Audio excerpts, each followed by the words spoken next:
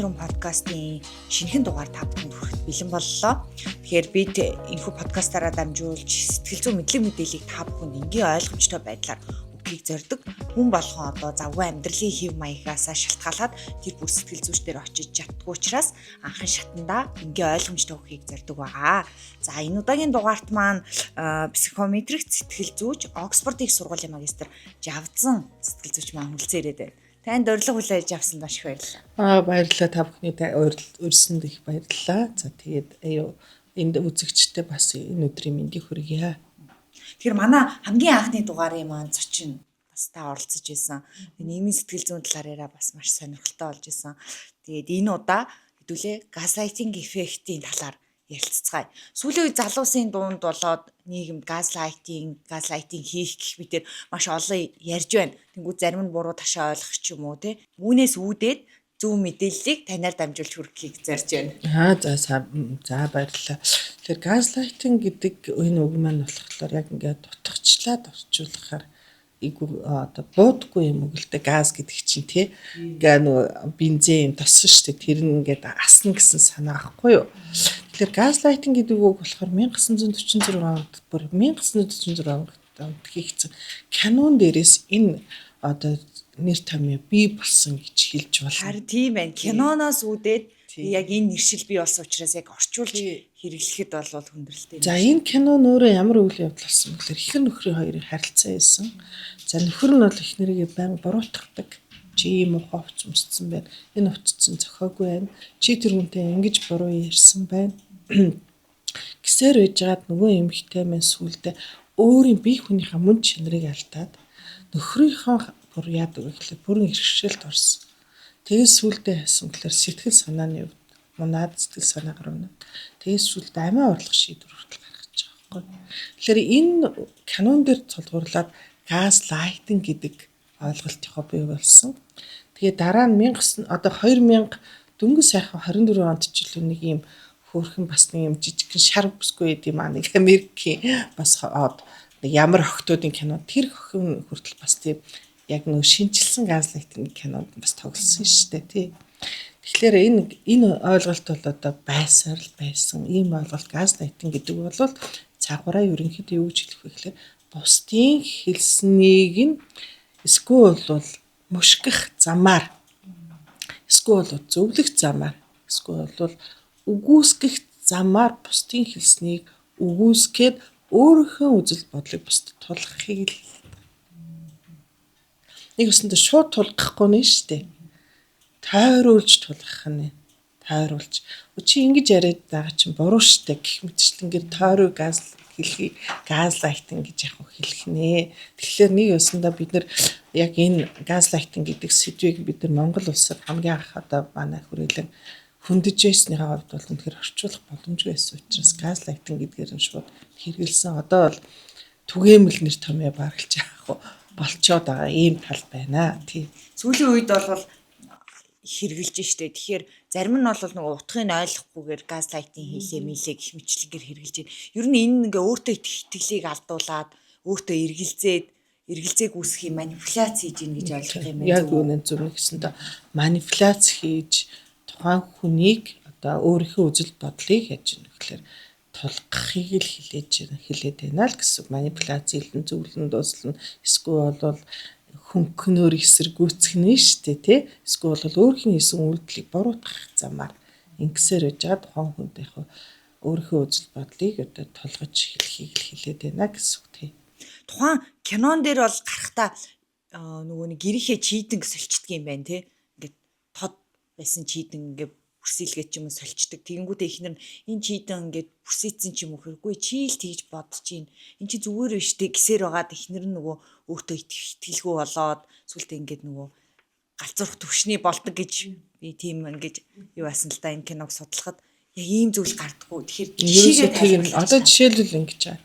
Ихнэр нөхөр хоёр одоо ч юм уу ингээ уулзах болж тий. За тэгээд хоёр талаасаа ажилтаа тэгээд нэгц нь одоо юун дээр чинь Баян Монгол ресторан дээр уулзъя 19 цагаас гээд уулзъя гэж бодсон байна. За одоо хоёр талаасаа ирж байгаа. Тэгэхээр эхнэр нь ч юм уу төрүүлээд очиж байгаа. Нөхөр нь яасан болохоор хоцроод бараг 8 цаг үед ирж. Тэгээд чи одоо ингээд 19 цагаас уулзах чи яа чи л өөрөө яг төгжрлийн үед энэ яг төгжирдэг замыг сонгочлоо. Би яасан бэ гэхээр төгжирсээр айл ирлээ. Чи анханасаа энэ газрыг сонгоогүй байсан бол би тэр 19 цагт яг уулзчих байсан. Чи өөрөө л буруу замыг газар уулзъя гэж тохирсон. Гэх мэтчлэнгээр авуулна хоёлаа 19 цагт уулзъя гэсэн боловч нөгөө хүний шийдвэрээс болоод буруу сонголт хийсэн юм шиг яг уу. Нөгөө хүн чинь нэрэн за би 19 цагаас хэрэггүй л буруу газар сонгосон юм байна. Энэ төгсрэлтэй хахад буруу газар дуутсан юм байна гэдэг ийм яг уу гэхэлэр өөрийнх нь буруу олоод дуусгах хэлээ. Хосын харилцаанд их ажиглагдах уу? Ер нь ингээд харилцаа бүрт байх уу? Найз нөхөд, ажлын харилцаа, хосын харилцаа. За газлайтингийн эффект бол хаасаагүй байна. Яг үүнд ажил мэргэжлийн онцлогоос хүртэл газлайтинг хэрэглэж болдог. Газлайтингийн харилцаа хамгийн гол нь хүмүүсийн өдөр тутмын амьдрал төр тусмаа гэр бүлийн харилцаанд хит их илэрх юм явагдах юм бол тэр гэр бүлийн дунд сэтгэл зүйн эрүүл бус амар амьсгал бүрдээд байгаа. Энээс болоод токсик харилцаа гэдэг юм бий болоод эхнэр нөхөр хоёрын хооронд төрчил үүснээр гэр бүлийн сэтгэл зүйн эрүүл мэнд унаад. Тийм учраас энэ газлайтингийн харилцааг гэр бүлийн харилцаатай хэтрүүлэхгүй байх хэрэгтэй. Газлайтингийн харилцааг эхнэр нөхөр хоёр бас хэрэглэхгүй. Газлайтингийн харилцааг эцэг эхээс хүүхдүүдэд хэрэглэж болно. Сиблинг гэж хэлдэг те ах дүүсийн хооронд бас хэрэглэгдэж болдог. Ийм онцлогтой аахгүй. Тэгэхээр анхнаасаа газлайтинг хэрэглээ сурчсан тэр арга зүйг нь хүүхдүүд ажиглаад байдаг тал яг байгаа аахгүй. Газлайтингийн харилцаа гэр дотор явагдал ах юм бол тэндээс хүүхэд бас сүрэг харилцаа сурдаг. Буцаагаад эцэг гэхдээ тэр газлайтинг хэрэглэх боломж яг байгаа. За энийг бол салцсан гэр бүлүүдээр ажиглаж байна. Салцсан гэр бүлүүдээр яаж ажиглагдах вэ гэхлээр нөгөө нэг 13 настай нөхөр нэг 100,000 төгрөгийн хэрэг боллоо штэ. Тэгэхээр аав дээр очиод ээж юусэн мөнгө өгөхгүй юу? Эсвэл ээж мөнгөтэй мөртлөл өгөхгүй надад айгүй хэцүү байна гэх мэтчлэнгээр ярина. Тэмэгцэн одоо нөгөө тал дээр очиж штэ. Нөгөө аавд очиод тэгэлж. Ээжтэй очиод аав айгүй мөнгөтэй ээж надад ерөөсөн мөнгө өгөхгүй. Тий. Аав одоо нөгөө хүүхэндээ ч юм одоо салцсан байгаа штэ. Тэндээ мөнгө өгч надад мөнгө өгөхгүй ээж. Тэгээ энэ мөнгө ийм нөхцөл шаардлагатайгаар ингээ мөнгө өгч байна гэд. Тэгэхээр нөгөө тал ээж хоёрын гадлыг жоохон шөөмжилж ирээд мөнгө асуугаад байна штэ тий. Тэгэхээр эцэг эхчүүд яаж вэ? Хоёр тал нөгөө салцсан гэр бүл хоорондоо харилцаа байхгүй байгаад байгаа учраас өгнө гэдгийг мөнгө өгч чинь. Тэгэхээр би болохоор салцсан гэр бүлүүдийг та хоёр салж болно. Та хоёр тохирохгүй ээж болно. Гэр бүлийн токсик харилцааг гэр бүлд үүсгээд хүүхдүүдийг стресс төгшөрт оруулж байгаа тусдаа амьдарч болно. Гэхдээ та хоёр эцэг байх үүргээс хизээш татгалзаж болохгүй. Манай хүү маань 100,000 төгрөг хэрэгтэй гинэ чи 51 хоёлоо 51 хүү. Гэхдээ энэ үндслээ зөв сонсох ёстой. Тэр 100,000-ыг яг гэж ашиглах гэдэг юм бэ. Тэ? Гэдгийг нь хоёлаа тохиролцож ярилцаад тэгээд энэ тохиолдолд ээж рүү ч аав руу нуцтаадгүй ийм шалтгаантайгаар мөнгө асуусан байна чамаас асуусан уу надаас асуусан уу гэд хоорондоо ярилцаж байгаа хэрэгтэй. Тэгэхээр харилцаагаа яг гэхлээр зөв авч явах хэрэгтэй болоод байна шүү дээ. Тийм. Тэгэхээр хаасаагүй явагдчихад. Тийм байна. Газлайтинг. Тийм. Хосын харилцаа руу эргээд орох юм бол жишээ нь чи л тэгж бодлоо. Чиний л буруугаас боллоо. Чи тгийгүй байсан бол гэдгийг шууд болохгүй ингээ алсуураа хортоогоор нөлөөлөд идсэн. Тийм алсуураар хортоо. Одоо юу гэхэлэр нөгөө бүсгүйг ингээл эхнэрийг ч юм нөхрийг ингээл хувцас өмсөл гарах гэхлээр нь чиний над палач ерөөсө зөхгүй байна. Одоо зарим газлайтинг хийдэг нөхрүүдэд бол тийм асуудал гардаг. Чиний над палач чинь чамд ерөөсө зөхгүй байна. Ямар сонирн палаж авцсан. Тэгэхээр хажууд хүний нөгөө палажин шүмжлээд эхлэхээр яаж вэ гэхлээр нөгөө хувцаа солино штэ. Тэгээ сойлох болгонда асуу. Энэ ямар байна гэсээр үж байгаа палаж яах вэ? Өмсөх хувцаа хүртэл асуудаг болно. Тэ? Яагаад гэхлээр тэр хүний үзэл бодлыг авахгүй бол тэр хүн өөртөө итгэлгүй яах вэ? Болж эхэлж гин гэсэн. аяндаа өөрөө өөртөө итгэл яг буураад эхэлнэ. За тэг хүмүүстэй юм яриа сууж штэ. Яриа сууж байгаад ингээд заримдаа бидний яриан дундаа маш их алдаа хийдэг. Гэтэл тэрийг нь чи тэр хүнтэй ингэж ярьсан байна. Чи тэр хүний одоо ингээл найз нөхдөд ингээл ярьж байхад чинь танаа нөхөр чинь тийм ажил хийж байгаад болцсон гэлөө энэ төр гэл ярьчлаас ч санаандгүй. Тэгэхээр чи тэр хүний мууг үзэх гэж байгаа юм шиг очиж тэгж асуулаа. Гэд яг уу шүмжлээд эхэлдэг. Ийм тал. За тэгээ машин замаар ингээл явж идэл ихнэр нь ингээл цонхоо онгоолгол явлаа гэж бодъё. Нөхөр нь ч юм цонхоо онгоолгол явлаа. Тэгэл хооронд ярих гэхлээр нөгөө дуу чимээ ороод эхэлнэ шүү дээ. Тэгэхээр яйтайгаа ярилцах гэхлээр цонхоо дандаа онгоолгочих юм. Тэрнээс чинь болоо би сонсохгүй наад цонхоо хаа. Гэл ерөөсөө үйлдэл болгон дээр нь яасан бэ гэхлээр шүмжлийн комент өгөөл дамгаалсаар байгаа сүултээ нөгөө хүсгүй чинь одоо би цонхоо хассаж болох юм болов болохгүй юм болов. Би өнөөдөр юм хэвцэн өмсөж болох юм болохгүй болов. За одоо бас буруу үг хэлчлээ гэд яг уу сүулт нь шүмжлээд байх болов гэсээр байж байгаа нөгөө хүний дэргэд өөрийн гэсэн үзэл бодол, өөрийн гэсэн би хүний одоо нэг юм шинж тэмдгээ илэрхийлж явах чадахгүй яг болдог. Гараа авцсныхан дараа гэж амьсгаа авах яг нөхцөл бүрддэг ийм байдал яг үүсдэг. За хүүхдээс эцэг эхүүдэд бас ийм газлайтинг үүссэн. Яадаг вэ гэхлээр хүүхд нь ингээд өөрийнхөө үзэл бодлыг хэлэхлээр сонсохгүй. Бидний үе тэгдэг байсан байхгүй юу? Та нар одоо ингэсэнгүүгээр нөгөө эцэг эхчүүд нь хүүхдийн яриг сонсохгүй дандаа яадаг гэхлээр шүүмжлээл нөгөө эдэг яриулахгүй байсарж байгаа сүлдээ аав ээж ярьдаг юм яриад нэмэргүй. Бидний яриг яг сонсохгүй штэ гэсэн ийм байдалтай болоод ирнэ. Тэгэхээр нөгөө хүүхд чинь энэ ертөнцийг танин мэдэх гэж байгаа өөрийнхөө харсан үнцгөө ярих гээд байгаа байхгүй юу? Тэр яриаг нь эхлээд сонсоо. Тэр хүн чинь энэ ертөнцийг таньж мэдэх гээд байна шүү дээ. Өөрийнхөө тэр учир холбогдлыг тайлбарлах гээд байна шүү дээ. Тэгэхээр эхлээд сонсчоо дараа нь явах гэхлээр миний хөө эн чинь ингэж явдаг юм а гэдгийг тайлбарлаж өгөх байхгүй юу? Манай ангийн одоо дорж над руу өчигдөр ингээ хичээл дээр ингэж харилцаад айгу муухай үг хэллээ гэх юм бол аргагүй шүү дээ. Одоо юу гэдэг чил өөрөө буруу үг хэлсэн юм байгаа үз. Энтэр гэл ингээл нийтлэг ингээд шүмжлээд эхлэв ш. Миний хүү юу гэж хэлснээс за юу гэж хэлсэн. За тэгвэл энэ дээр нь хүлээцтэй хандчихгүй яасан энэ төр үгийг нь сонсохгүйгээр яадаг гэхлээр өөрсдөө шүмжлийг тулгаж яваад идэг ийм л онцлог харагдаад байна л. Нийтлэг тийм ээ ер нь ингээд газлайтинг эффект гэж ингэж нэрлснээс өмнө бол ингээд нийтгэл байгаад байдаг бид нар анзаардгүй. Гэтэл бүр яг ийм хортой харилцаа байх нь байна. Тэгэхээр ямар шинж тэмдгүүд илэрх вэ энэ яг газлайтинг болж байгаа хүнд? Газлайтинг болж байгаа хүн газлайтинг эффект ороод байгаа өөрөө мэдэхгүй. Анзаарахгүй. Ерөөсөө анзаардаггүй. Анзаарахгүй сайрж чад газлайтинг эффект нөлөөнд орсон. Хосууд хамгийн түрүүнд хосууд дээр дахиж жишээ авъя. Эхлээд найз нөхдөсөө аслагдана. Найз нөхдөсөө аслагдана. Дараа нь хинээс асуулахаар ах дүүсээ аслагдаж эхэлдэг.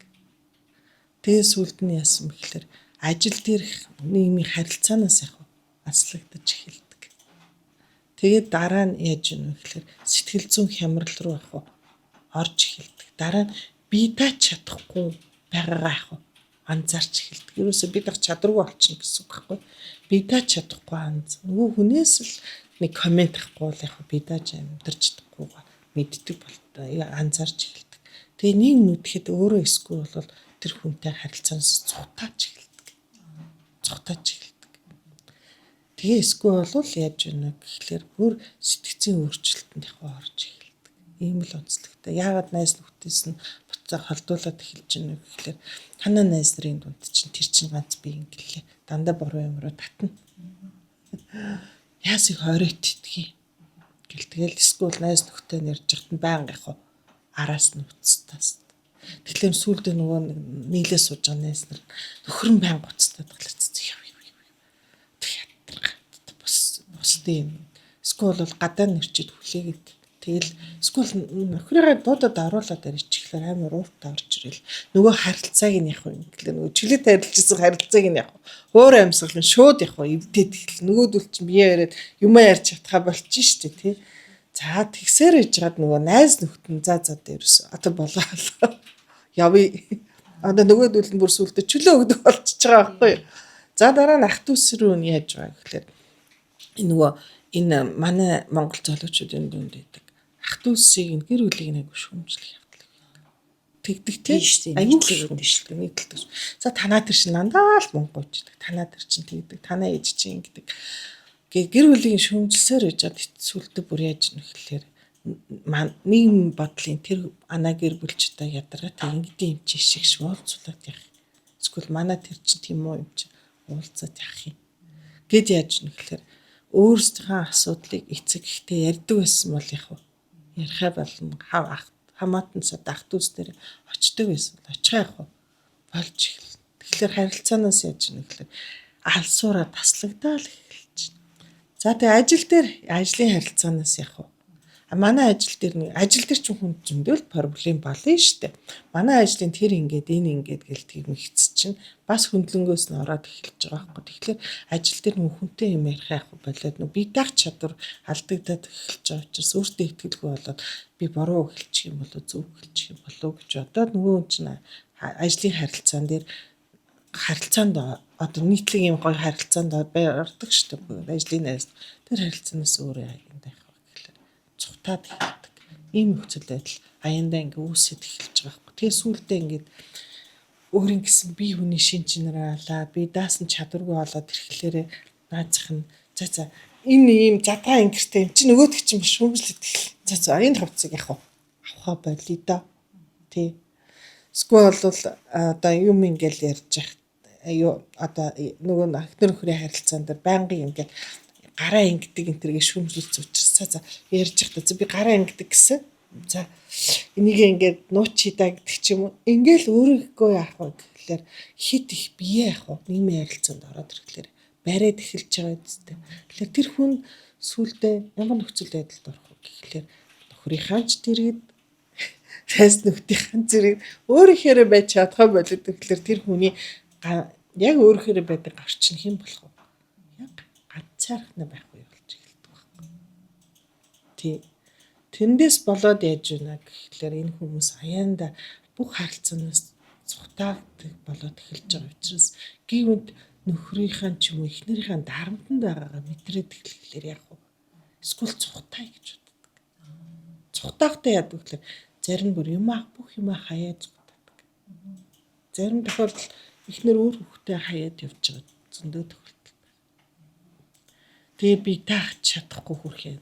Тэгээ газлайтинг эффект нөлөөнд орсон хүмүүс нөө би даагаад будаагач авч чадахгүй тий ингээд өөрхийн хувцсыг ч авч сонгож чадахгүй ажиллаач олж чадахгүй болоод ирэхлээр яаж юм гэхлээр эсвэл би даачдаггүй мэдээ тэр одоо юм трап гэж хэлээд байгаа шүү дээ одоо юм нэг юм хавхан дотор гацчихлаа шүү дээ тий тэр хавхан дотор өвдөлдөн эсвэл нэг хавхнаас нөгөө хавх руу гяс орчдөг яг тэгэхээр өөртөө сайн хандсан өөрийг нэг гой зөвлөж ийм гоё гэж бодсон хүмүүс рүү дахиад орчдөг. Харилцаар ахад орчдөг. Яагаад вэ гэхээр газлайтингийн нөлөө үзүүлдэг хүмүүс өөрсдийнхээ нөлөөнд орж чадах хүмүүсээ дандаа хайж авдаг. Тэрээс өмнөөс нь эсэргүүцдэг, өмнөөс нь үг хэлдэг тийм үнтэй тэр газлайтингийн эффект оруулдаг орж чадах уу?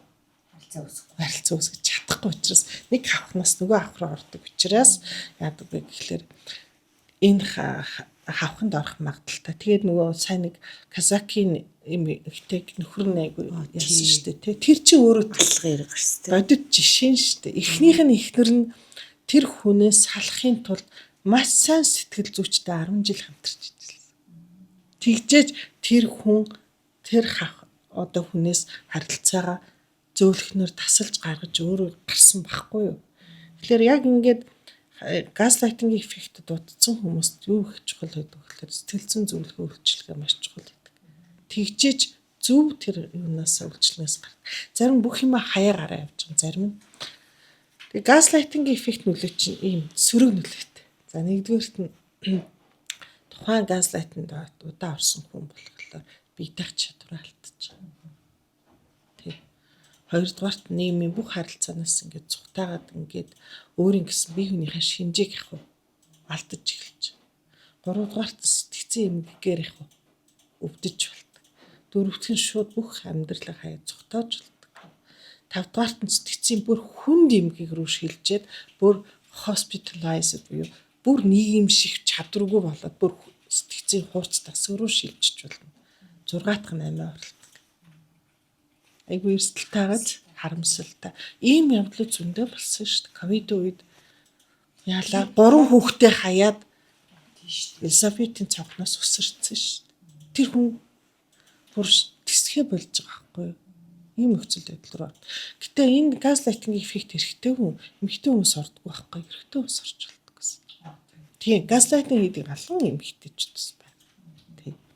Одоо ингээд таны ярьж байгааг сонсохоор хүчирхийлэлт байлгадаг хүмүүс хүчирхийлэгчид энэ газлайтинг хэрэглээд тэгээ нэг хавханд оруулаад гэр бүлээс нь харилцаа холбоог тасалж агаад тэгээд илүү их хүчирхийлэлт юм шиг санагдлаа л да. Жишээн дээр нөгөө тасвардаг эмэгтэй жишээ гэр бүлийнх нь зодуулдаг байсныг мэддэггүй байсан гэх мэтчлэнгээр. Тэгэхээр хайрцаглагдаж явсаар ганцаардаад тэгээ нөгөө сэтгэл зүй өөрчлөлт амиа орлох түвшин хүрэх аюул хүрэх нь биш үү тийм. Тэгэхээр нэгсдэ газлайтинг үл цаагаар бол emotional нөгөө сэтгэл хөдлөлийн юу хийгдээд явна гэхэлэр дарамт явагдаад байна л гэсэн үг. Тий. Тэр яг энэ газлайтинг хийж байгаа хүмүүсийн сэтгэл зүй онцлог үү? Газлайтинг хийж сэтгэл зүй онцлог болохоор ерөнхийдөө ийм зам төлөвийн хувьд бол нэлээд ийм бусдад үзэл болоод толгодог. Бусдыг дандаа хянах ийм онцлогтой альва юмыг ийм хяналтандаа байлгах дуртай ийм доминант хүмүүс байдаг. Тэгээд газлайтинг хийдэг би хүмүүсийн дунд бол маш олон бие хүний онцлогтой хүмүүс байгаа. Тэгэхээр хараа ингээ ярьчихлаар яадаг вэ гэхлээр нөгөө гэр бүлийн хүмүүс чинь өөрсдөө нөгөө асуудлаа тусгаж аваад сүлд нь нөхөр юм ихнэрийг чи тэгдэг байхгүй чи ийм эмгэгтэй гэд нөгөө хүмүүстэй нөгөө лейбл гэж хэлдэг штэ тий нэр томьёо өгөөд бас асуудлаа хурцтгаад байдаг. Тэгэхээр би эндээс та бүхэнд бас ингээд энийг сонсож байгаа хүмүүсээс би зүгээр би энэ хүчирхийлэлд орж байгаа хүмүүсээ л дээл анхааруулж хэлж байгаа болохоос биш танай гэр бүлийн харилцаан дээр яг энэ асуудал явагдаад байгаа шүү гэж би хэлээгүй шүү. Тэгэхээр нөгөө үед нь л одоо газлайтинг гэж хүмүүс яадаг вэ гэхээр газлайтинг гэдэг ийм яриаг сонсон мөхцөө өөр төр шууд хүлээж аваад нөхөр юм ихнэртэй тим нөгөө эсвэл хүүхдээс ээж авда тим одоо лейбл зүлгчихэд тэгээ сүүлд нь чи яг тэгдэг тулгаад ингээд гэр бүлийн харилцаа хүндэрчээс над дээр иржээс явдлаа зөндөө байгаа. Тэгэхээр ямар тохиолдолд яг газлайтинг гэж та чи нэмлэх вэ? Энэ газлайтинг бас тодорхой хэмжээр үнэлгээ хийх хэрэгтэй. Үнэлгээ хийгээд үнэхээр гэр бүлийн харилцаа хүндрээд гэр бүлийн хүчирхийлэл хүндрээд тийм ээ. За тэгээ шүүх цагдааdaa болоод ингэж байгаа тохиолдол хит хүчирхийлэл явагдсан гэж үзнэ үг хийсэн ш. Жирийн харилцаанд биднэрт бас бай. Жирийн харилцаа болгоны газлайтинг гэж харж явах болохгүй шүү дээ. Тодорхой хэмжээнд бол байдаг. Тэгэхээр одоо нөгөө сэтгэл зүйн зөвлөгөө үйлчилгээг олон нийтэд хүргэнэ гэдэг бас учиртай л да. Учиртай. Нөгөө хүмүүс чинь энэ зөвлөгөөнүүдийг тэр яриануудыг сонсч аваад хитрхи өөр төрөд тусгаж аваад асуудлаа урсгаад идэв учраас жишээлбэл миний хувьд олон онлайнаар энэ зөвлөгөө хүргэдэг тэр одоо нэвтрүүлэг гэдэг би миний хувьд бол хавтаа эсэргүүцдэг байхгүй. Яг тэгэхээр тэр зөвлөгөө авч чадахгүй нэг хэсэг бүлэг нь өөрсдөө тэрийг адилтгаж үздэг. Тэгэхээр ямар ч хүн өөрийгөө бол сөргөөр харахгүй шүү дээ. Өөрийнхөө алдааг бид нар олж харахгүй учраас бусдыгаа дандаа буруутгадаг учраас нөгөө буруутгалыг жишээ болгочих магадaltaй байдаг. Тэгэхээр энийг бас сайн үзэгчд маань сонсч байгаа үзэгчд маань сайн бодоорой. Үнэхээр манай нөхөр юм ихнэр газлайтинг гэдэг сэтгэл зүйчдээр ирээд яаж харилцаа өвчлж болох вэ? Эсвэл үнэхээр хийдэг юм уу гэдгийг бас ярилцлага явууц тогтоож болно шүү дээ. Тэгэхээр ер нь бол баг зэргийн те эн чинь тийм юм шүү, эн чинь ийм юм шүү гэдэг бол яг харилцаанд байдаг л үзэгдэл. Энэ нь ингээд урт хугацаанд даамжраад бүр ингээд нөгөө бие хүний онцлог, өөртөө ихтгэлт тодорхой хэмжээгээр нөлөөлж гинүү гэдгийг мэрэгжлийн хүнд хандаад үнэлүүлээд тэгээд энийгээ газлайтинг гэж яг тодорхойлох ёстой юм байна шүү. Тэгэхээр ер нь ийм үзэгдэл байдаг. Энэ талаар Хойлоо юу ярьж байгаа шүү. Мэдээж эхнэр л өмсөн хугацаа нөхрөөсөө асуув штэ тий. Асууд хоёлаа энэ будааг ахгүй тэр будааг ахгүй гэдгийг хэлэлцсэн тий. Гэтэл юм болгоны чинь хянаад контролдод байгаа л бол арай өөр асуудал баггүй юу. Тэрнээс биш гэр бүлийн дунд үзэл бодлоо хуваалцах солилцох явдал байгаа штэ. Нөхөр нь нэг юм цам цавлаа энэ ямар харагдаж байна ханаа гэхэд хамгийн түрүүнд үнэн чи хамгийн гой зөвлөгөө хүн чи хань нөхөр штэ тийм ээ. Тэгэхээр энэ ямар энэ төвшин хүндэрсэн хүндрээгүй юу хөнгөн ийм харилцаа байхчгүй байхад адилтгаж аваад ингээ яваад ижлэхгүй. Манай эмэгтэйчүүд маань нөгөө нэг юм үйлдэл айгу хийх дуртай штэ. Нөхрөө болох. Яриа сувглаарай. Тэгэхээр би сэтгэл зүйчийн зөв битгий болоо. Битгийм бол аливаа юмд алдаад дутагдал бүх юм хаасайгүй л байгаа штэ тий. Нөхрөө бол ханаа муулна гэдэг бол хамгийн буруу үзэгдэл байхгүй юу. Чи тэр хантайгаа та тэр хантайгаа цогцох гэж энэ олон мянган хүмүүс дундаас тэр хүнийг сонгоод тэр хүнтэй цогцдог юм байна штэ тэнд чи гэр бүлийн айгүй олон харилцаа байгаа штэ. Биеийн сэтгэл хөдлөлөө ойлгох, таныг дэмжих, өвдсөн үед нь хоол цай зүүх, эдийн засгаа хуваалцах, сэтгэл санаагаа хуваалцах, биеийнхаа энерги хуваалцах гэд олон юм цогцчихсан нөхрөө энэ тэнд очиж муулгал юм уу эсвэл эхнэрээ муулгал хамгийн буруу үзэгдэл. Тийм үстэй. Нөхөр эрэгтэйчүүдийн хувьд хүртэл эхнэрээ муулаа явж байгаа байхгүй. Энэ бол болохгүй явдал байхгүй. Яагаад гэвэл та хоёр аюу сайхан энэ олон мянган хүмүүс дундаа хэдэн сая жива хүн дундаас та тэр хүнийг сонгоцоход эхнэрээ мол нөхрөө молно гэдэг айгу буруу үзэгдэл. Тэгээд манад энэ айгу буруу ойлголт яваад байгаа. Энэ гадны улсуудад одоо ингээд би янз бүрийн хуралд шулган дээр ингээд оролцсон явж байгаа. Тэр том ихтгэл тавих гэж байгаа хүн хамгийн түрүүнд хормын бөхчтэйгээ нэгдүгээрт. Хоёрдугаарт илтгэлийн өмнө гэр бүлийнхаа зургийг тавьсан байдаг. Тийм үү. Тий. Ихэнх нь гэр бүлийнхаа зургийг тавьсан явж байгаа байхгүй. Тэгээд энэ бүсгүйгийн энэ гэр бүлтэй би амар хайртай. Би энэ бүсгүйгийн энэ нөхрийнхаа эхнэрийнхаа хүчин би өнөөдөр өдий цэцэрэхт хүрсэн гэж гэр бүлээрээ бахархаж ирдэг. Тий. Гэтэл манад яаж юм гэхээр гэр бүлтэй гэдгийг барилж нуу хандлага гаргах гал те Facebook дээр эхнэрүүдийн гомдолтой юм байгаа шүү дээ. Facebook дээр гэр бүлийнхаа зургийг тавихгүй. Ядахта гэрэлсэн гэж яах вэ? Статусаа өөрчлөхгүй ингээ гомдол мэдүүлээд байгаа. Энэ бол зөв шүү дээ. Зөв. Яагаад вэ гэхээр та энэ альва нийгмийн одоо энэ том нийгмийн бүтцийн хамгийн жижиг нэг чинь гэр бүл байхгүй. Энэ гэр бүлээс чинь нийгэм чи өөрөө тогтож байгаа байхгүй. Тэгэхээр та нөгөө нэг албан газарт ажилладаг гэдгээр харуулдагтай нэрийн утсаа барьдагтай адилхан таны хормын бүгж таны вэ шүү дээ тий. Энэ бүх одоо тэр статус чинь та энэ гэр бүлтэй шүү гэдгийг батлан харуулж байгаа хамгийн чухал зүйл их байхгүй юу да. Тийм учраас энэ гэр бүлтэй гэдэг айгу бахархах хэрэгтэй хүмүүс. Бахархаж харуулах хэрэгтэй. Тий. Энийг монголчууд жоохон өөрчлөлмөр байгаа байхгүй юу? Тэгээд бас нэг юм үг гэдэг штэ. Та одоо ингээ нөхрөө жишээ нь ээжтэй ч юм уу ихчтэй ингээ муулнаа эхнэрээ. Тэнгүүд та ингээ уучлцдаг цаг хугацааны явц. Тэгэхээр таны гэр бүлийнхэн түүнийг хизээч уучлахгүй. Тэгээд ингээ хөндлөнгөө энэ муу хүн шүү. Энэ миний охин ч юм уу дүү халамжгүй шүү гэх юм нөгөө хандлага суучдаг. Тэнгүүтээ нөгөө нэг өөр сөрөг нүдээр харах магадaltaа. Тэгээд өөрөө эхнэр өөрөө уучлаад сайхан амьдраад идэг. Тэгэхээр ер нь ингээд муулж болохгүй гэдэг нь яг энэ дээр л харагдаж байна. Тийм гэр бүл тайлбарлах зөрчил үсэхгүй байх гэж байдгийг. Зөрчилгүй гэр бүл ч өөр асуудал таахгүй юу? Аяанда зөрчил үсэхгүй байжаал тэр хоёрын хооронд харилцаа үсэхгүй явсаар яжгаад хадны нөгөө юм цурдаг шүү дээ. Хад ингээд юм зам цурдаг шиг хойлоод ингээд цурсаар гэж байгаа бүрсүүлдэ нийлхэ болчихдаг. Тэгэхээр зөрчилтэй гэр бүл гэдэг чинь хоорондоо ах бай гэхлээр бас хаяа зарим зөрчил байлгүй байдаг. Энэ төрөнд ойлголцсон явдаг ш. Манай нэг найз одоо манай тэр найз сонсвол бүр энийх баг нөхөртэйгээр сумуудалцдаг байж байгаа. Нэг удаа хэрэлдэгч бас ашигтай юм байна шүү. гэж ярьжсэн байхгүй яа тэр зөрчил дүүсэхгүй би тэгээд эн чи ингээд энэ гэдэг үзэл бодлоо яг хуваалцахгүй байсан байхгүй юу. Тэг хэлж чадахгүй бие биендээ Тэгээ нөгөө чи ингэсэн шүү дээ би ингэсэн шүү гэдгийг заримдаа хэлж чадахгүй эсэрч хоёлаа хэлэх болохоор ингээд авалцаад байгаа тал байгаа байхгүй. Тэгэхээр харилцсан ойлголцол, харилцсан зөв ярилцах гэдэг айгүй чухал баггүй юу тий. Тэрийгээ сайн бодолцсон тий. За Ер нь Монгол гэр бүлийн онцлог та юу гэж боддог вэ? Бусад улс орнуудтай харьцуулах.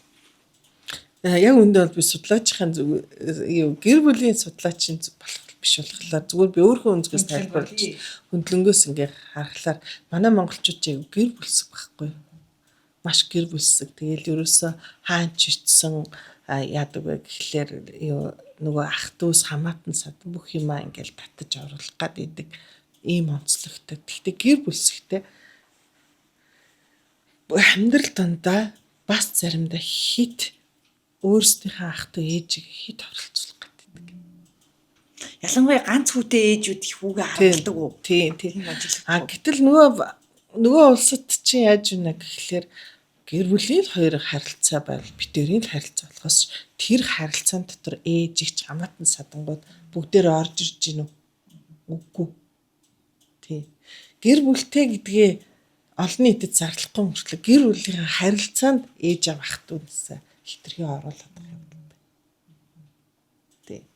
Тэгэхээр бас энийгээ сайн бодол ингээд нэг баланс хангах хэрэгтэй шүү дээ. Тэгээ одоо насан турсан хүмүүс мань яг ийм арга зүйг заагаад өгөөч гэхлээр бид нар арга зүйг чинь зөвлөгөөгөөр л заана үхээс ерөнхийдөө заахгүй. Яагаад гэвэл арга зүй чинь уян хатан байх хэрэгтэй. Уян хатан байх хэрэгтэй. Заримдаа оролцуулна, заримдаа оролцуулахгүй. Оролцуулах юм байна, оролцуулахгүй юм. Жишээлбэл магадгүй тэр хүүхдээ өсний найр болох гэж байгаа бол хамаатан садангаа оролцуулна тий. Тэгэл эхнэр нөхөр хоёр нэг юм дээр зөрчилдсөн болгон дээр гэр бүлээ оролцуулах уу? Үгүй шүү дээ. Энд чинь уян хатан байна. Ялваа юм чинь насан турсан учраас та сэтгэхгүй онцлогтой, сэтгэх бие даах сэтгэхгүй чадвартай хүмүүс учраас альва юм дээр уян хатан шууд оролцоотой, шууд ус оролцоогүй байна гэдгийг юм. Энийг ин баланслах хэрэгтэй байхгүй юу? Ерөөс бүх юм дээр гэр бүлээс нөхрөөс хүүхдээ харах харилцаа, гэр бүлээс аав ээжээс хүүхдээ харилцах харилцаан дээр заримдаа бие даасан байна, заримдаа би урдуур нь орч хэлгэлээ шүү дээ. Тэр хүүхдээ бие даалахгүй ах чи бас учиртай. За шууд бас заримдаа хянах хэрэгтэй, заримдаа хянахгүй ах хэрэгтэй. Энийг одоо ийм одоо уян хатан байх ийм шаардлага заавалжгүй үүсэж байгаа байхгүй. Тэгэхээр яг тохирсон арга зүй гэж байна уу? Харилцаа тэр нэг ийм сегмент болгон дээр л тохирсон арга зүй байна уу гэхээс бүх юм нь тохирсон арга зүй гэж байхгүй. Тэгэхээр яг мэрэгжлийн үнд хандж иж өөрийнхөө онцлогийг мэдж иж л зөвлөгөө авах нь хамгийн зөв шалгарсан арга. Тэгэхээр хүүхдэд бас нөгөө газлайтинг эффект удамш гэх юм цаашаа зан үйлээр дамжуулж суралцдаг гэн бас их хотоо санагдлаа л да. Тэгэхээр аав ээжийнхээ харилцаанаас харж агаад тэр хүүхд бас те найз нөхөдөө тийм хандлага гарах магадaltaй. Магадaltaй л яах вэ? Маш их магадлалтай. Газлайтинг эсвэл бол нөгөө хит их загнадаг ч юм уу тийм тохиолдол хүүхд бас бие даах чадваргүй байх болж байгаа юм бол би даах чадваргүй. Над дээр бас нэг 19 настай хүү иржсэн аав нөгөө айгүйх тийм ээжийг хит их шүүмжилт өөрийг нь хит их шүүмжилтгээс болоод яаж юм гэхлээр бүр сэтгэл зүйн өөрчлөлтөнд орчихсон. Тэгээ аав нь байнга өгөлдөг байсаар байж байгаа диссоциатив буюу ингээ холбоосгүй эмгэг энтер үүсчихэж байгаа хгүй яаж юм гэхээр аавыг өглөхлөөр мань хүн өөр юм бодно. Сонсохгүй өөр юм бодно. Тэгэл бодсоор байж байгаад яадаг байг гэхлээр нөгөө хүн юм ярихлаар тэрэнд холбоос үүсгээ бид нар хариулна шүү дээ. Одоо би таны асуултанд хариулж байгаа шүү. Тэгхгүйгээр өөр юм яриад байгаа хгүй. Тэгж хүүхдийг бие даах юм чадваргүй болоод сэтгцийн танин мэдих процесс буюу тэр нэг холбоос үлддэг.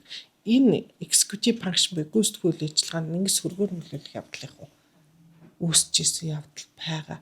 Тэгэхээр хүүхдүүдээ сонсоод өгүүлбэрээ зөв ойлгуулад яг тэрэнд тохирсон хариултуудаа ингээ аваад ингээ явахгүй бол та тэр хүүхдийг үзэл бодлыг 100% өөрчлөхгүй. Яагаад гэвэл одоо орчин үеийн Vygotsky-гийн гарсан конструктивизм гэж одоо боловсрал судалт яригдах хамгийн чухал онол байдаг. Энэ онол нь юу вэ гэхээр хүн мэдлэгийг өөртөө бүтээдэг байхгүй юу?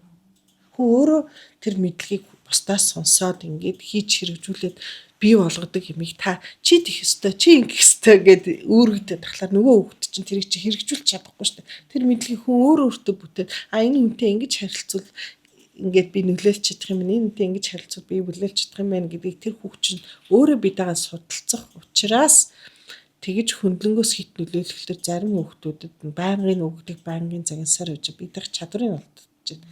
Зарим нь болохоор зарим харилцаан дээр гэр бүл дээр нэгийг нь хитрхи өмгөөрөөд нөгөөдгийг нь буруутгаж харилцаар үжаад нэг хүүхэд нь тийм газлайтинг хийдэг. Нөгөөд нь бидэх чадваргүй ингээ болоод байна шүү дээ, ойлгож байна уу? Тэгэхээр ерөөсө баланс хангах хэрэгтэй. Чи дүүтэй дүүгээл тэгэлтэй, дүүгээл ингэлтэй гэсэр үж байгаа зарим хамгийн айлын томууд нэг юм өөрхийдөө нэг юм би даах чадваргүй ч юм ийм болох тал байгаа байхгүй юу. Тэгэхээр ажлын харилцаан дээр яах вэ? Ажил мэргэжлийн онцлог нөлөөлөх үү? Ажил мэргэжлийн онцлогын дээр хэрэглэнэ. Тэр тусмаа цэрэг цагдаа. Тэгээ хуульч өмгөөлөгч нар дарга нар маш их газлайтинг хэрэглэдэг. Жишээ дурдаа штэ яг яаж илэрхэх бол Тийм. Одоо газлайтинг бол цэргийн дарга нар бол айгүй хөргөн ашигладаг. Энэ юмаа цагт нь хийхгүй яасан юм бэ? Би чамд өөрөг болгоод өгсөн шүү дээ. Гэх мэтчлэнгээр хэрэгэлдэг. Гэхдээ яагаад вэ гэхээр ажил үргийн онцлогоос болж хэрэглэж болохгүй гэсэн юм ерөөсөө байхгүй. Өмгөөлөгч нар бол хамгийн сайн хэрэгэлдэгтэй. Яагаад вэ гэхээр нөгөө талын гаргасан баримтыг мушгиж яах вэ? Баримт гаргаж ирж гих мэтчлэнгээр өмгөөлөгч нар хамгийн өргөн үйл ажиллагаанд хэрэгэлдэг байхгүй. Тэр хүний ярьсан дээр нь тулгуурлаад өгний алдаан дээр нь тулгуурлаад дахиж яасан бэ гэхлээр нөгөө сөрөг юм юу гаргаж ирж шүү дээ. Одоо үгдиндээ сөрөг одоо аргумент гэж хэлдэг шүү дээ. Аргументыг гаргаж ирэх маш өргөн юм боломжтой. Тэгэхээр тэр хүмүүс ажил мэргэжлийн хүрээнд хэрэглэж болохгүй яхаа хэрэглэнэ. Гэхдээ тэр хэрэгэлдэг арга зүгээ гэр бүлтэй хэрэглэмээргүй байх. Бид нэг зарим нэг дарга зэргүүдэд бас гэр бүлийн харилцаагаар ирээд та тэрийг гэртээ бас учиртай хэрэглэмээр байна. Эрх нөхөр хан дээр бас учиртай хэрэглэмээр байна гэж л гаргаж ирнэ шүү дээ. Тий. Энэ газлайтинг эффект үдингийнхний дотор үдингийн дээрлэлтээр илэрх үү? Байж болно. Үдингийн дээрлэлтэн дээр байж болно шүү дээ. Бас нөгөө найзуудын харилцааг хараад ингээд нөгөө амттай юм авч өгөө найз татах те. Эсвэл чи энийг авч өг гэдэг ч юм уу ингээд нөгөө тэр хүүхдээр юм авахулснараа найзлах ч юм уу. Тийм зүйлс нь энэ газлайтинг эффект юм жижиг хувилбар ажиллах уу? Би бол тэгж бодохгүй байна. Тий. Тэгж бодохгүй байна. Тэр болохоор зүгээр шууд хүчээр хэллийн хэлбэр гэж би хараад байна. Газлайтингийн эффект гэдэг болохоор зөөлөн зөвлөх маягтай эсвэл бол манипуляц хийх маягтайгаар тий. Чи энийг өнөөдөр надад аваад өгч гэх юм бол би чамайг доржтой найзлуулъя. Баггүй юу? Тий. Зөөл аргаар. Зөөл арга тойрж штэ тойруулаад яриад штэ тэгжээж нөлөөлөд байгаа болохоос шууд чи нэг авчиг ингэж бол энэ бол зүгээр шууд хүчирхийллийн хэлбэр болоод байгаа байхгүй юу тий. Тийм л онцлог харагдчихсан. Ялгаж таних бас чухал юм байна. Тий. Тэгж болохгүй тий. Тийм байна. Тэгэхээр ер нь газлайтинг гэд хоёлаа ярьлаа. Энэ үүнээс жишээ нь одоо ингээд нөгөө би ингээд дарга цэргийн дарга хүн, би өмгөөлөгч хүн өдөр тутамдаа ингээд жоохон гэр бүлтэй гаргачих гээд байгаа юм байна. Энийг ингээд баг дээр нь хязгаарлаж ч юм уу тэгж бодож байгаа хүн байвал та анхан шатанд ямар зөвлөгөө өгөх вэ?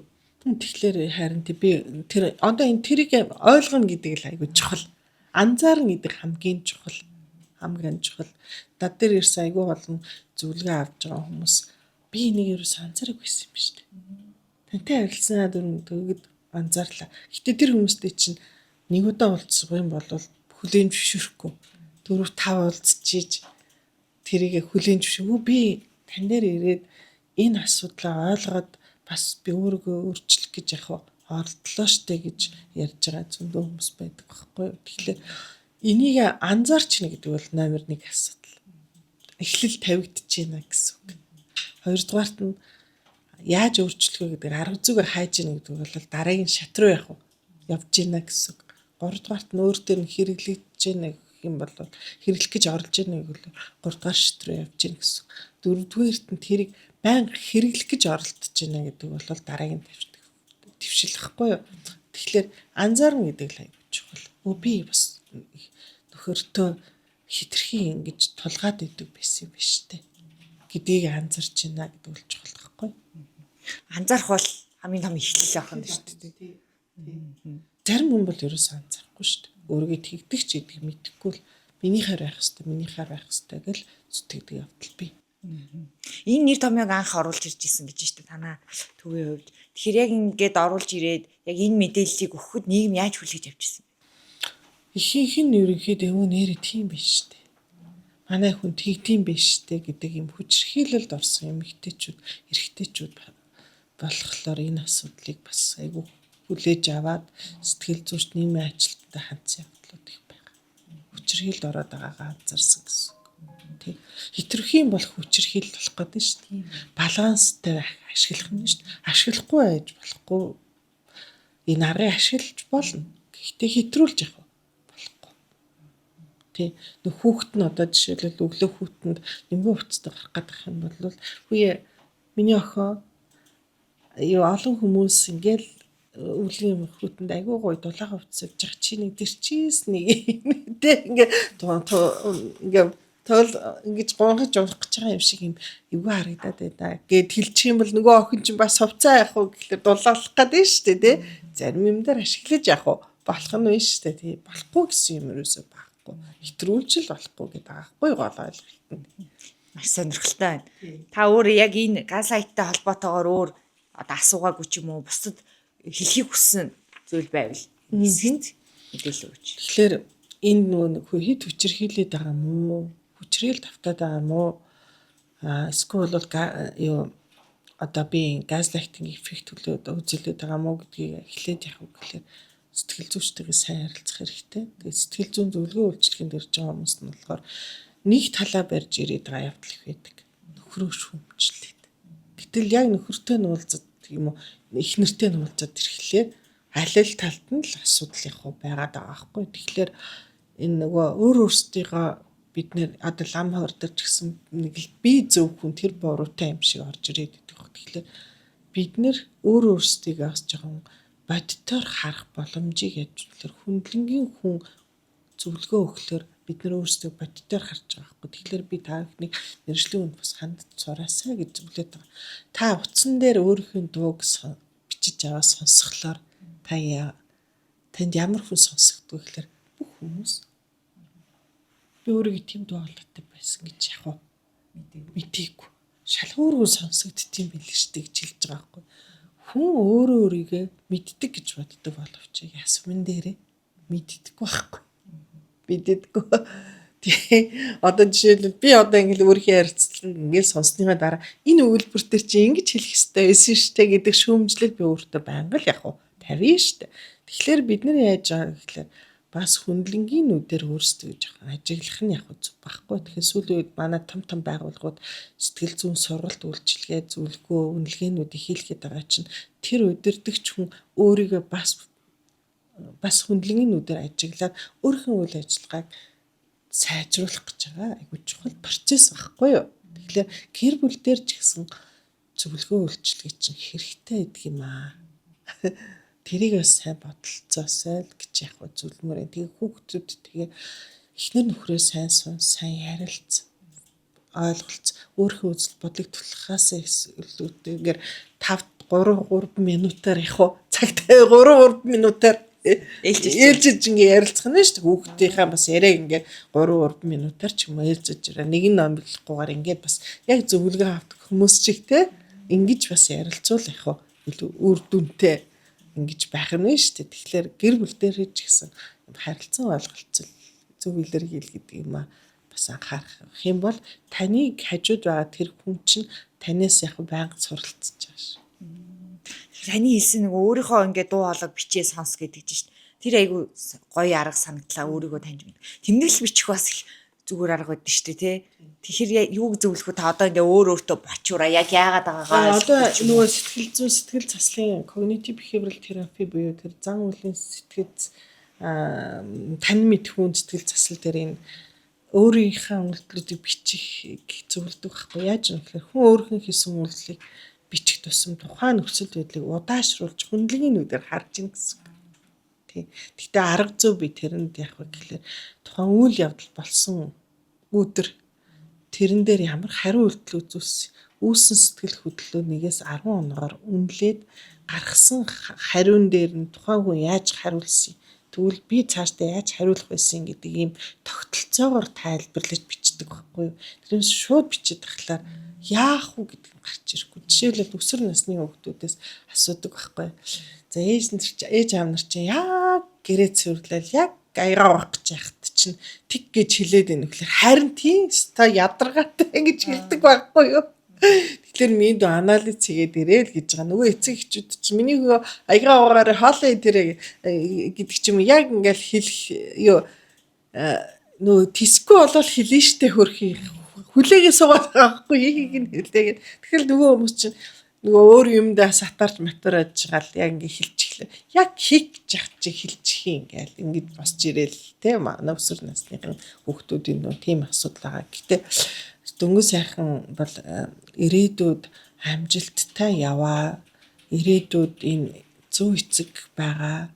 Ирээдүйд ийм одоо бизнес ч гэсэн амжилттай яваа гэр хүүхдүүдийг судлаад үзсэн чинь маш сонирхолтой судалгаа гарсан. Гэрийн ажлаа хөрхөн хийчдэг. Энэ хүүхдүүд илүү амжилттай явдаг. Тийм судалгаа гарсан биз. Жижигхэн корис гэж хэлээд байгаа штэ. Энэ жижигхэн гэрийн ажлуудаа хийчдэг. Тийм хүүхдүүд. Айгуу үр дүнтэй гадаг л ийм тий. Тэгээ одоо жишээлбэл гадны улсад бол жишээлбэл хажуу айлынхаа хаалгыг төгшөөд танаад хийх гэрийн жижигхэн ажил ээ нөө. Би тийм мөнгө босгох гэсэн гэхэлэр хүмүүс өөрөөрдөд хогоо шүрдүүлээд $10 өгдөг ч юм уу те. Ингээд аах. Мэдээж өдөржин гэрийн ажил хийх утгагүй л та. Гэхдээ эн чинь тодорхой гэрийн ажил хийсэн хүмүүс нөгөө хариуцлах гэдэг юм айгу ойлгоод иддэг. Энийг би хийхгүй болохгүй шүү дээ гэдэг юм хариуцлага явах сурдаг юм байна. Тий. Тэгэхээр хослуулах нь биш үү? Тий. Хослуулах нь. За ёстой маш сонирхолтой сэдвээр ярилцлаа. Тэгээд бас тодорхой хэмжээний мэдлэг мэдээлэлтэй болсон байх. Маш одоо шинж тэмдэг үр дагавар гэд цогцоор нь ярьлаа. Тэгээд цаг гаргаж ирсэн танд маш их баярлалаа. За маш их баярлалаа. Тавган сонсон явдалд маш их баярлалаа. За тэгээд бүгдээнд нь юу эрүүлийн сайн сайхныг хүсье. Сэтгэл зүйн сайн сайхан буюу psychological well-being гэдэг бол энэ нийгмийн хамгийн чухал үндэс байхгүй. Хүн болгон тайван сэтгэл санаа зөв гэр бүл маань эрүүл зөвл байх юм бол энд нийгэм өөрөө сайхан байх үндэс яг тавигдана. За тэгээд сэтгэл зүйн сайн сайхан байдлаа ямагт дэвшлүүлж байгаарай. Баярлалаа. За маш их баярлалаа. Тэгэхээр өнөөдөр бид газлайтинг эффектийн талаар ярилцлаа. Тэгэхээр та бүхэнд тодорхой хэмжээний мэдлэг мэдээлэл өгсөн баг. Хамгийн гол нь мэржлийн сэтгэл зүйчд хандах нь шалгарсан арга шүү гэдгийг бас зөвлөөд энэ дугаараа өндөрлөж байна. Дараагийн дугаараараа ирэх болцгоё.